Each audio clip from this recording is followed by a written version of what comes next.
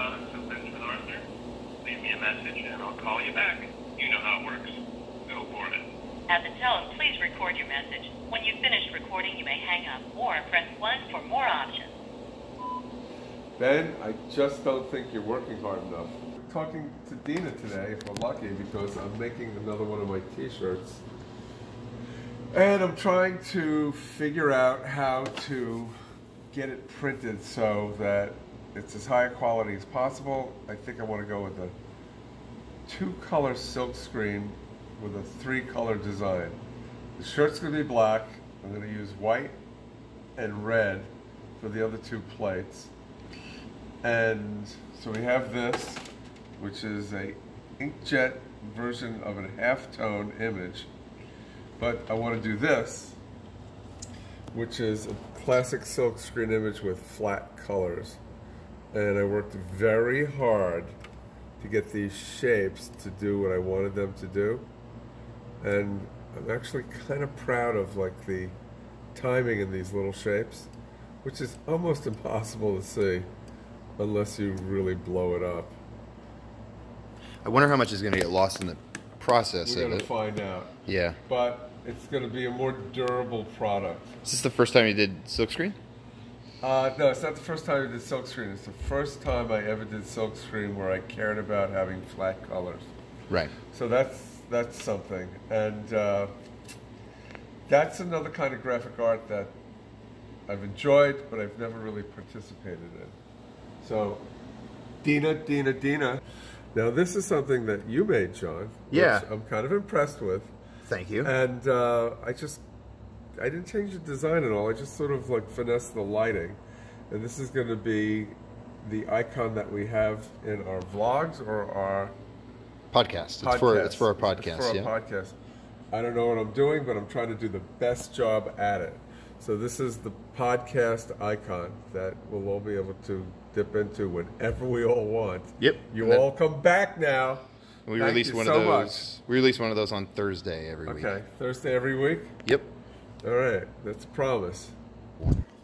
Okay, now we're going to try to call Ben Arthur, who is an extraordinary talent, who lives in California.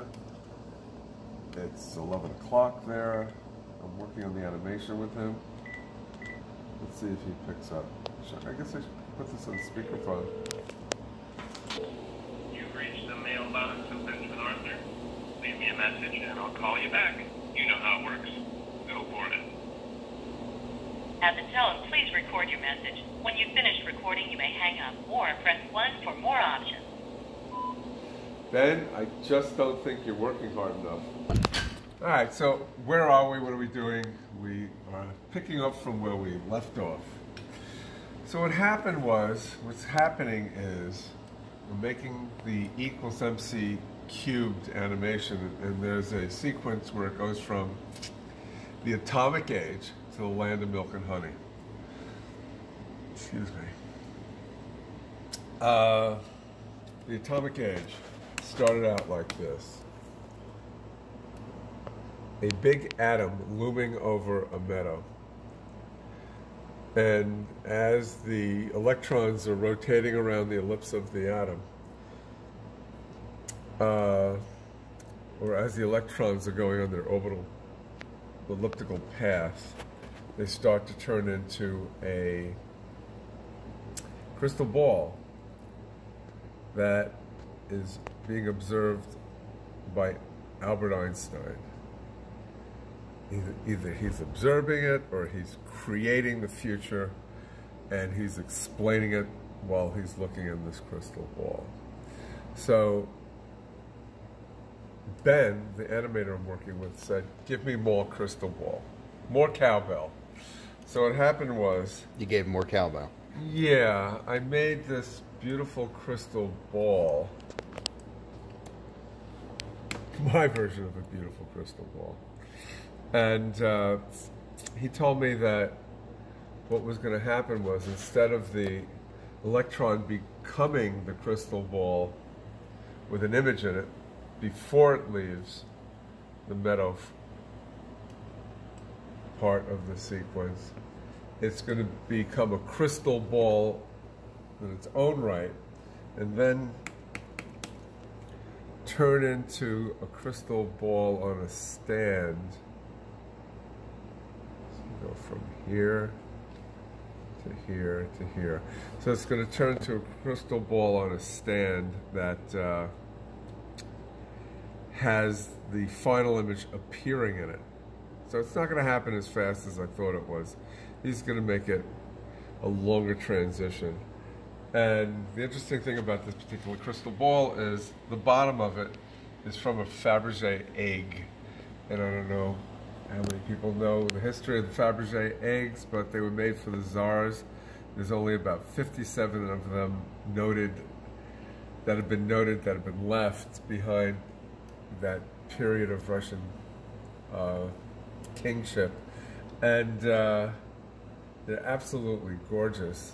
So I've been a little inspired by that history, and I put it into this sequence.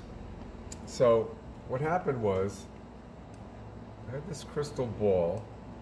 I really like the textures on it, the reflections, the ellipses, the dark quality going to the light quality.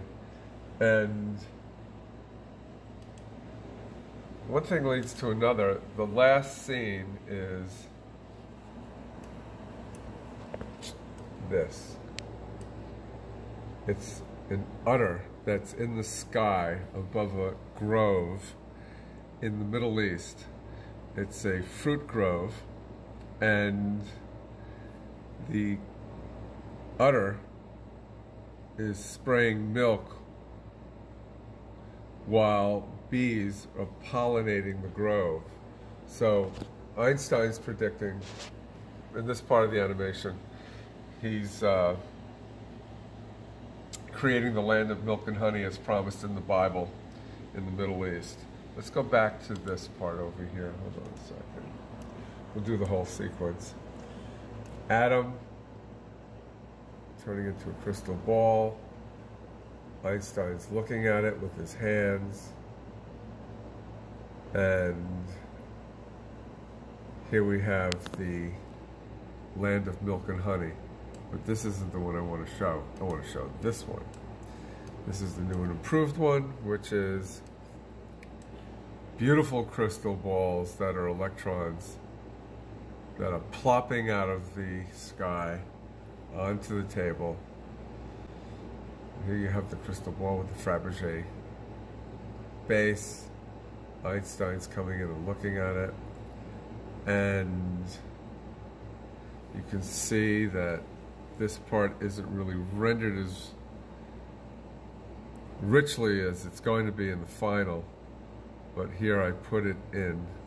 I put the crystal ball texture on top of the udder. It's always something, folks. Okay, so Ben made me make a crystal ball. And one thing leads to another.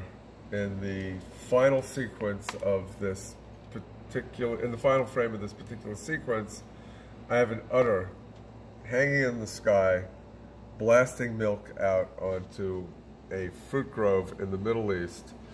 And so it's becoming the land of milk and honey. And because I was challenged to do something as far as creating this texture for the first crystal ball, I just thought to myself, I could take this texture, change this image, superimpose this crystal ball on this image over here. You can see where these components are now colorized by a pink layer. And I wasn't expecting to do this, but one thing leads to another, and you get to replicate things when you use a computer. You can take something in one part and easily plop it into another part.